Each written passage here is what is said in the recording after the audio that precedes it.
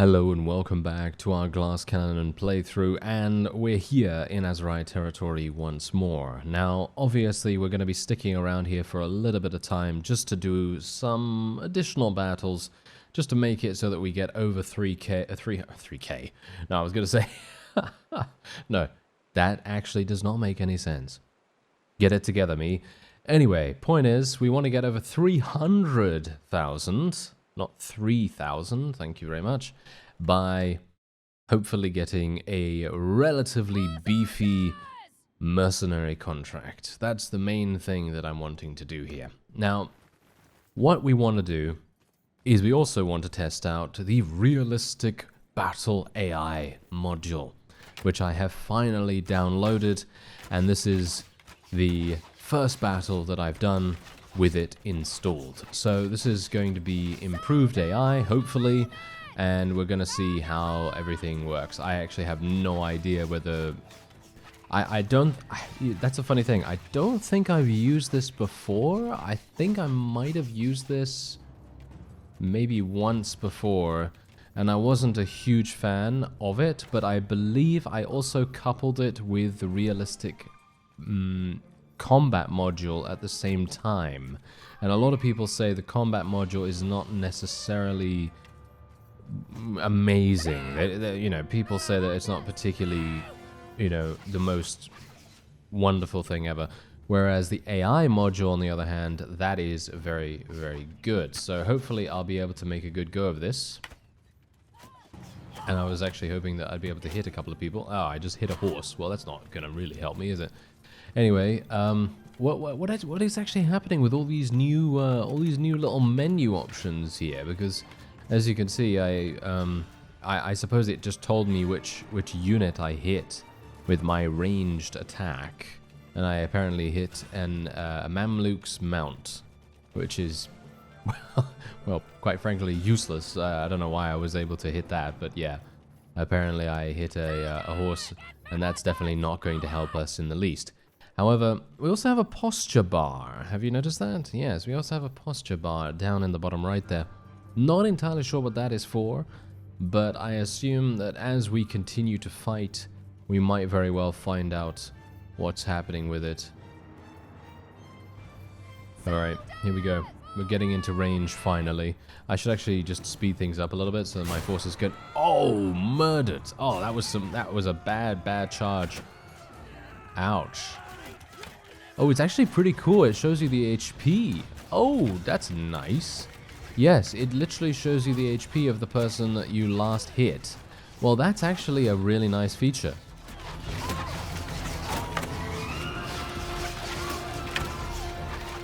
That's assuming you hit anyone, in my case.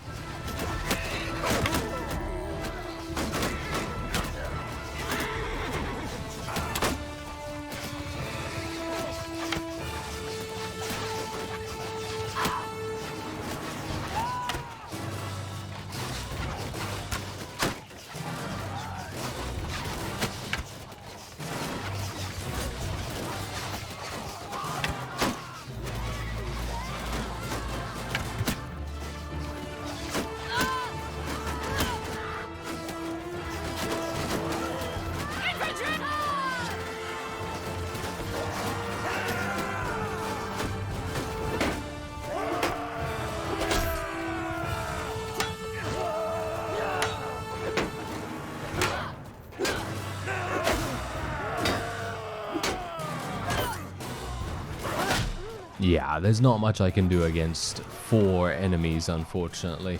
I was actually hoping that my archers would end up doing something there, but no, it doesn't seem as though they were wanting to attack the ones that were attacking me, because in general, I was just way too far out. I think the AI is better. I still can't really tell at the moment, but I'm sure we're going to be able to see as time goes on, but I'm very, very interested to find out how that goes. So anyway, let me see what I could do here. We have a number of very useless units that we definitely want to get rid of. Yeah, we have a lot of units that are just absolutely pointless. So I'm basically just going to take the highest tier units until I reach my cap, and then I will take the 3 vassals that we were able to capture as well. There we have it. Okay, that's looking pretty nice. So we're just going to take the rest there. There we go. And now we will move on to the nearest town. Now, obviously, this is a bit of an issue because here's the thing. I have to go back into enemy territory to get to friendly territory. So it might very well be the case that we will interrupt someone. Nope, no, okay, apparently not. But that is absolutely fine and very nice. Don't have to worry about anyone attacking us along the way. And I'm actually going to be selling all the prisoners. 31,000. Oh, and there's an engineer. Oh, how fantastic. Great luck on my part. I don't think I have an engineer. No, I do not. So this is actually perfect. This is wonderful. I have no idea how much engineering skill you have, but your name is The Engineer. So, surely you're going to be good, right? He has 80. Yes, I think that's actually pretty good. I quite like that. Alright, so that is nice. He has joined us.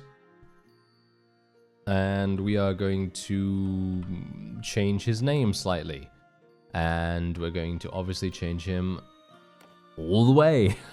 All the way around right there. Obviously, as I said before, that's kind of what we're doing. Oh yeah, actually, I need to change her name now, and let's see, engineer, there we are. Okay, fantastic. And wait a minute, I thought I would actually do something really amusing here. Yeah, I'm not gonna change him to female. I don't know whether that makes any sense, to be honest, but we're just gonna do a funny name, The Husband. Indeed. He is now known as The Husband because everyone else has a title, so I thought to myself, well, he should have a title as well. That makes more sense, doesn't it? Anyway, someone actually suggested that we attack the rebel town of Odok. That's actually a very interesting and very intriguing idea, so I'm thinking that maybe we'll give it a go. I'm a little bit worried, however, about the fact that I don't have massive amounts of very high tier troops, which is a little bit iffy here and there. I actually don't want to fight any caravans, even though they're going to give me really nice experience.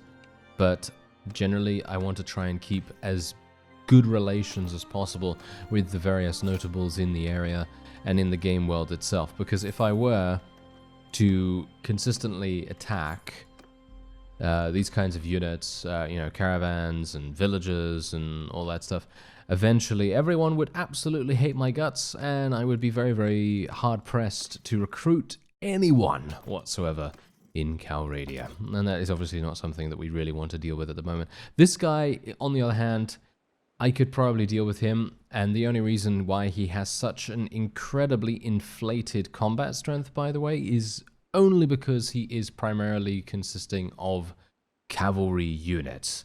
He only has cavalry units. But these cavalry units are actually not that good from what I remember of his minor faction. And so I'm thinking that maybe we will pursue him a little bit, and maybe we can do battle and get some nice level ups in the process. And we're also going to be taking a look at Odok, of course, because that's actually one of the reasons why this is a great idea from one of you.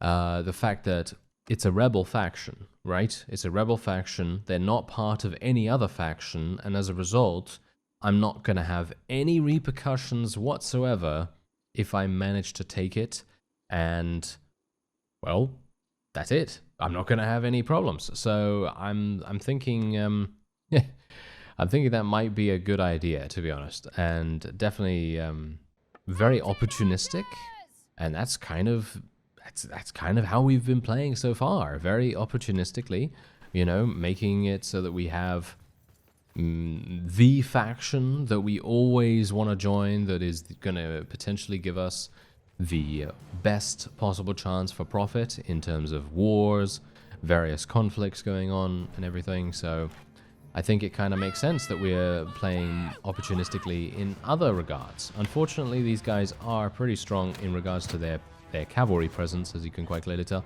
They have Crusade heavy. Oh no, I did not realize this. Okay, they have Crusade heavy horse archers. I should have taken a look at their composition, to be honest. I was potentially way too confident. This is really bad.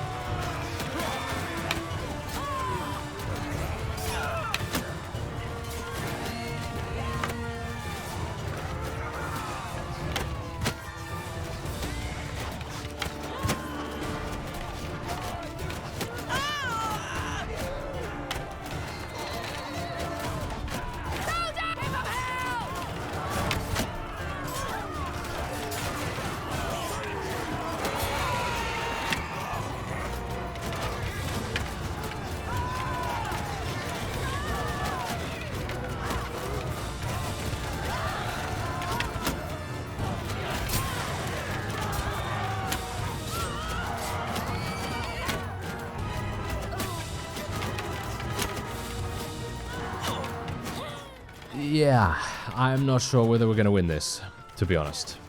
I am not sure about this. Okay, we have lost actually only 19 units. We have 52 on the battlefield. He has 48.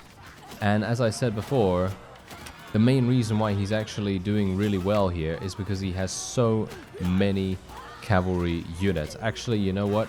I think we're going to get out of here. I think we're going to have to retreat. Yeah, okay, I cannot escape at this point. Alright. We might have some issues. Let's see. Maybe it will be okay because we have now replenished our arrows and our HP, maybe a little bit. Probably not. But let's see what happens here. I mean, the main reason why we're suffering at the moment is just purely for the fact that they have so many cavalry. And I should have really rethought my idea. Oh no, they still have so many of these guys. Why do they have so many Khuzait? It's actually... Oh, you know, this should be illegal, to be honest. And obviously I'm joking, you know. It's obviously, you know, just part of the game. But generally, this is so incredibly powerful. This is just one of those things that it's just so powerful to have an army consisting entirely of Khuzait units. And I've said this time and time again, but I personally feel like the Khuzait are probably the strongest faction in the entire game, just purely for the fact that they have horse archers. And it's really making a huge difference to how effective these guys are. I mean, just look at how crazy good they are. They are able to avoid damage, they're able to deal damage at a staggering pace, and they are barely taking any casualties whatsoever because of it. It's actually amazing. It really is. Have we killed all the other enemies? No, they're all over there. Okay, well, we might be able to... I don't know, we might be able to win this.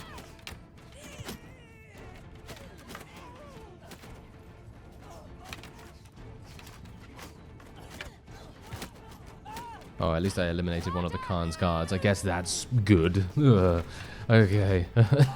I mean, I'm kind of done with these guys already. Oh no. I am just thinking to myself, wow, what did I get myself in for, right? I am dead. Yeah, I am quite clearly dead. There is nothing I can do. Yeah, this is a pure defeat. And that is it. Okay, just kill me, guys.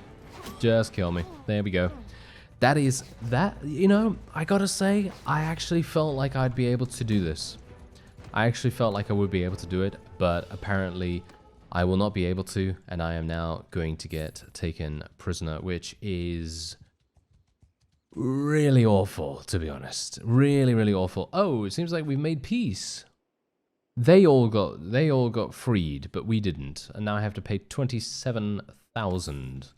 Right. Okay. So What a classic. Okay. It's not going to take me that long to get an army back, but it is going to take me a relatively long time to level them up again, which is obviously not exactly great, but, you know, it happens. Are you...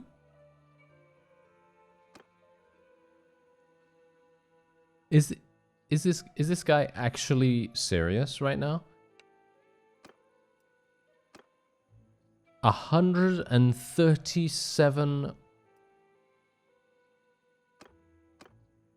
You know what? I'm just gonna surrender again. I really don't see that. Why would I pay 137,000? He's just going to deliver me out of bandit territory anyway, so I suppose it kind of makes sense for me to do this, but generally, I personally don't feel as though the AI should pick on people that have just been defeated by that exact same party. I don't know. Maybe it's just me, but personally, I feel like that same person shouldn't really target you again for at least 5 days or something like that. I don't know. I mean, generally, it's... I guess it's not that big a deal, but generally, yeah, I think it could be balanced a little bit better, because as it stands, I feel like you've just been defeated. You've just lost your entire army, and what do you get? You get this guy trying to murder you again. And it's just like, well, what's the point, sir? What is the point? I have no army, I have nothing. I have nothing left, basically. I just have some money, and that's pretty much it. Where are these enemies actually coming from?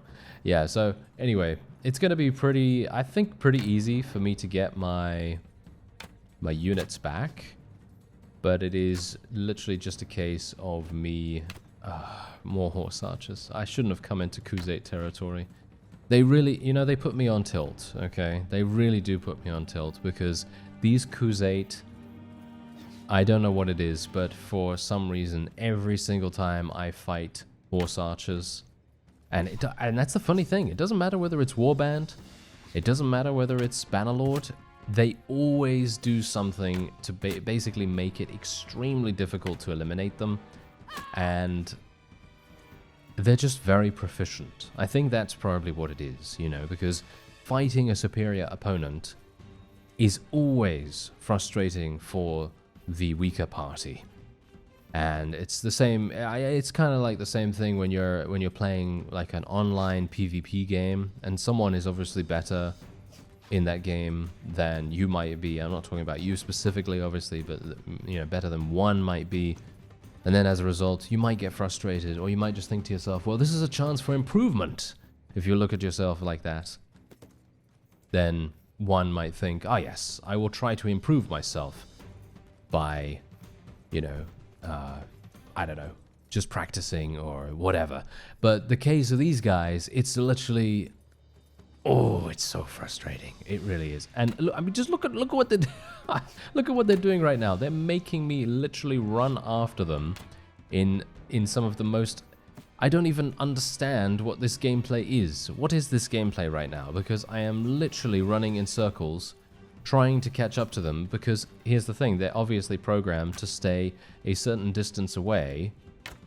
I really can't believe I missed.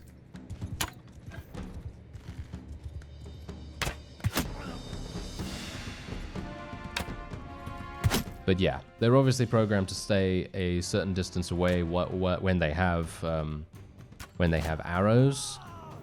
But it's still one of those things where you just think, well, they outnumber me. There's no real reason for them to stay so far away, apart from the fact that it's just a frustrating experience to fight them. But obviously, this is my own opinion. You might have a different one. I mean, in a realistic sense, there's no real need for raiders / looters / bandits to put themselves into any kind of situation where they could be at risk of sustaining injury. And that's very true. That is actually very true, you know, of course they don't have to do that.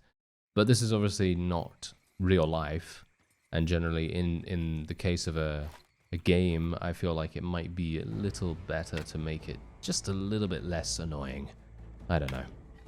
Anyway, let me see if I can actually achieve victory here, because I am up against looters that are quite clearly wearing some very good armor, because apparently that guy just took my arrows like candy and was like, yes, please, sir, may I have some more? Because apparently he literally just did not care. Okay, I'm gonna have to be very careful here. And oh, really? They have a shield too? That guy has a shield? What am I actually doing right now? I am playing like utter garbage. I'm not entirely sure what's going on with that. I guess it is the tilt effect, right? I mean, generally, when people get tilted, they generally tend to play worse. So, let me try and calm down a little bit. Is this me tilted? I don't know, maybe.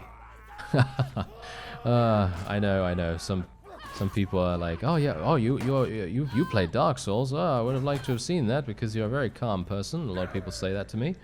And I'm like, well, yeah, I mean, sometimes in general, I do get a little bit frustrated, but most of the time, it's just because of my own ineptitude that I make a mistake, and it's not the game's fault. And so, as a result, I only have myself to blame, and I am the harshest on myself. So, ooh, this looter, he really gave it to me, didn't he? Okay, yeah, that was actually yeah, I feel like they're actually better. Does the AI, the realistic battle AI, actually make them better at blocking and things? I'm actually not entirely sure. But there you go. That was decent enough. And you can see here, my posture, is that stamina? That seems like stamina to me. So whenever I block, I lose some posture. That actually makes sense. That's a pretty nice feature in my opinion. I quite like that because that means that people are not able to infinitely block or parry or whatever it might be. I really just want to get to friendly territory, because if I can get to friendly territory, I will finally be able to recruit some people, and then I won't have to get preyed upon by all these bandit parties all the time. Anyway, yeah, once I've recruited the first couple of people, because I actually wanted to show you what happens to me specifically after I am defeated in one of these situations, because I know that sometimes what I'll do is I will literally just go, okay, you know what, I got defeated, it's time for a cut, and then when we come back, I have all my people back, and you may think, well, how did you do that? You know, I would have liked to have seen that process. And well, I thought this time around I might actually show you what happens some of the time. Amusingly enough, this is actually one of the only times when I have been picked on so incredibly much that this is a rarity indeed. This is a rarity, certainly not something that happens every single time, and generally happens not often. I'm very surprised that it has happened this way, because usually what will happen is I might get picked on by one bandit party or none. For the most part, usually 90% of the time, I'd say, I don't get any attackers coming after me. But this time around, completely different story. And I'm actually just going to speed things up a little bit here, because it seems like the enemy is really not caring one bit about attacking us. And again, this is one of those times where I think to myself, the Horse Archer AI is very frustrating to fight against. Look at these guys right now. Look at them. They're literally not even being effective themselves. They haven't killed anyone in a grand total of 2 minutes and 45 seconds. I mean, literally. What are they doing right now? Look at these guys. They're being absolutely useless, he says, being the useless one. Indeed. Nice, we got him. At least that was a nice hit. Very good, finally.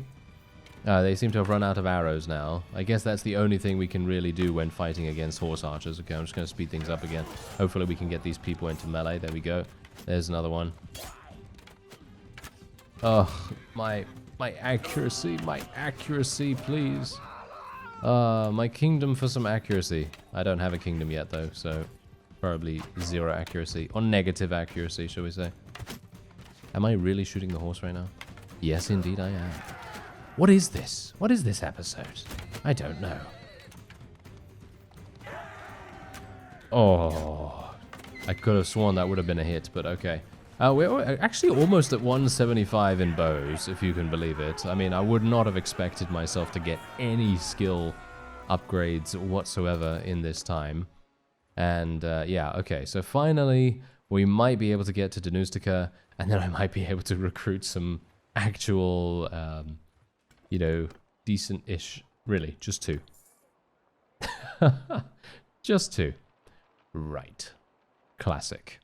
Okay, so otherwise, what else do I do? Well, I do this, where I basically go and I find all of my companions, and no, there we go, that's what I named her, there we go, and who's the last one?